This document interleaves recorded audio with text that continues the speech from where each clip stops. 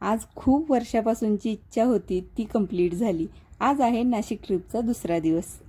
पहाटे 6:30 वाजता आवरून पोहोचलो त्र्यंबकेश्वरच्या मंदिरामध्ये आणि आज इतका छान दिवस होता, म्हणजे अधिक महिन्यातला शेवटचा सोमवार होता आणि त्यामुळे ही गर्दी बघा। अरे बापरे, हे असे हॉल 7 हॉल पार करून आम्हाला तब्बल 6.5 तासांनी आम्हाला दर्शन मिळालं आणि इतकं खरं तर छान वाटलं ते दर्शन झाल्यानंतर, म्हणजे 6.5 तासाचा कंटाळाच गेला, इतकं सुंदर होतं।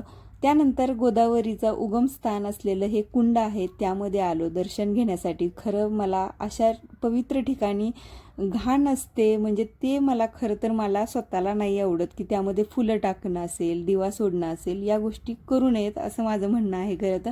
पण लोकांना आपण काय सांगणार, पण अशा पवित्र ठिकाणी स्वच्छता ठेवावी अशीच माझी इच्छा असते।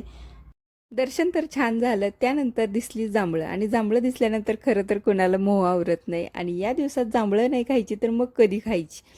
मस्त असं कडक उन्हामध्ये चालत फिरत बिना चप्पलचं इतकं ऊन होतं, त्यामध्ये मस्त जांभळांचा आस्वाद घेत बाहेर पडलो।